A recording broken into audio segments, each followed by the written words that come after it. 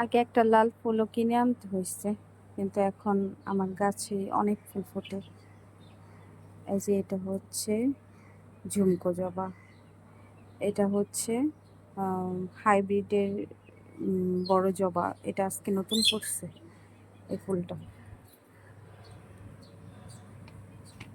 এই যে ফুলটা কত সুন্দর, আরো বড় হয় কিন্তু আজকে নতুন ফুটছে তো এই জন্য এমন হয়ে আছে। আর এই ফুলের নামটা জানি না, এটা জানি কি ফুল।